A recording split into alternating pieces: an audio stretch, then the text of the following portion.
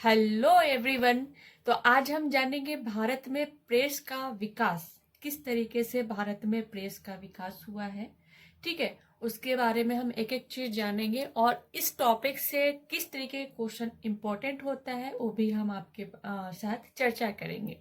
तो चलिए देखते हैं। भारत का पहला समाचार पत्र, कई बार एग्जाम में पूछा गया है कि भारत का पहला समाचार पत्र कौन सा था। तो पहला समाचार पत्र की बात करें तो ये बंगाल गजट को भारत का पहला समाचार पत्र बोला जाता है। और बंगाल गजट का ही, या तो हम इसको कलकत्ता जनरल एडवाइजर भी बोल सकते हैं।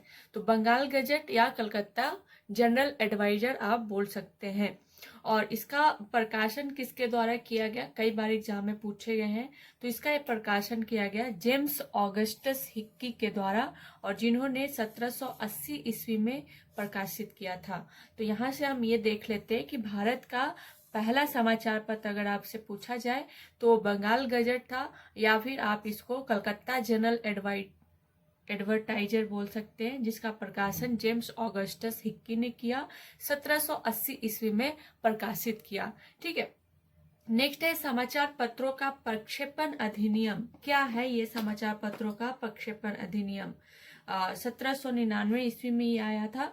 फ्रांसीसी आक्रमण के भय से लॉर्ड वेलेजली ने इसे लागू किया और तथा सभी समाचार पत्रों पर क्या कर दिया, सेंसर लगा दिया। ओ माय गॉड, ये तो बहुत ही खराब स्थिति थी। ठीक है, इन्होंने सारे समाचार पत्रों पर सेंसर लगा दिया। इस अधिनियम के द्वारा सभी समाचार पत्र जो थे, समाचार पत्रों के लिए आवश्यक कर दिया गया कि वे अपने स्वामी, जो भी समाचार पत्र को प्रकाशन कर रहे हैं, ठीक है, और संपादक और मुद्रक का नाम स्पष्ट रूप से समाचार पत्र में अंकित करें।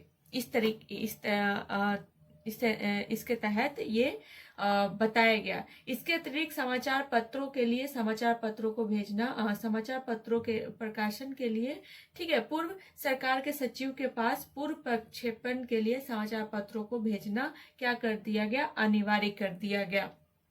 तो इसके बाद लॉर्ड हेस्टिंग्स के उदारवादी और प्रगतिशील रवैये के कारण इन नियमों में ढील दी गई और 1818 ईस्वी में समाचार पत्रों का पूर्व पत्रेक्षण बंद कर दिया गया। तो यहाँ से हम ये देखते हैं कि समाचार पत्र का तो प्रकाशन उस टाइम किया जा रहा था, लेकिन क्या है कि समाचार पत्रों का अधिनियम 1799 के तहत इस पर सेंसर लगा दिया गया। सेंसर लगाने का मतलब ये है कि यहाँ पे जो भी समाचार पत्रों का प्रकाशन हो रहा था, ठीक है, उसमें जो भी संपादक है, उनके स्वामी है, उसका नाम जरूरी है कि वहां पे आप लिखिए। और फिर समाचार पत्र प्रकाशन के पहले प्री सेंसरशिप के लिए आपको भेजना अनिवार्य कर दिया गया था। इसके बाद अनुज्ञप्ति नियम, जो कि 1823 ईस्वी में आया। ठीक है, ये क्या था, गवर्नर जनरल जॉन एडम्स ने 1823 ईस्वी में इन नियमों को आरोपित किया।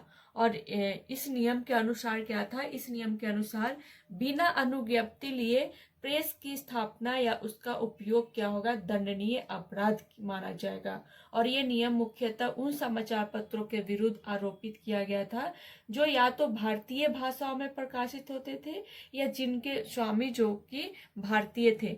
तो ये किसके लिए थे, भारतीय भाषाओं में प्रकाशित होते थे या जिनके जो प्रकाशन करने वाले थे वो भारतीय हो। अनुज्ञप्ति समाचार पत्र 1823 ईस्वी में, प्रकाशन के पहले आपको अनुमति लेने की जरूरत थी।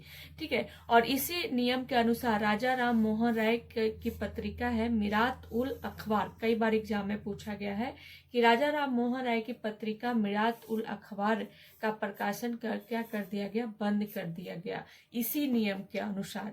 ठीक है, तो इसको आप ध्यान में रखिएगा, कई बार एग्जाम में पूछे गए हैं। नेक्स्ट है 1835 का प्रेस अधिनियम।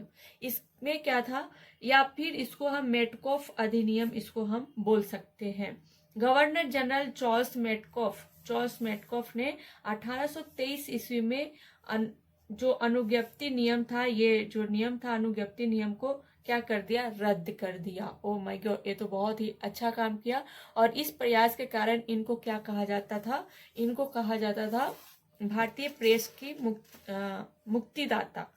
भारतीय समाचार पत्रों के मुक्तिदाता की संज्ञा दी गई थी इन्हीं प्रयासों की वजह से मेटकॉफ को। तो कई बार आपके एग्जाम में पूछे जाते हैं कि भारतीय समाचार पत्रों के मुक्तिदाता किसे कहा जाता है, तो वो मेटकॉफ को, चार्ल्स मेटकॉफ को ही भारतीय समाचार पत्रों के मुक्तिदाता कहा जाता है। तो इसको आप ध्यान में रखिएगा।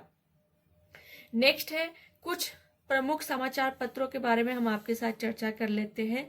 ठीक है, ये भी कई बार एग्जाम में पूछे जाते हैं, जैसे हिंदू एवं स्वदेशी मित्र इस किसके संरक्षण में प्रकाशित किया गया था, तो जी सुब्रमण्यम अय्यर।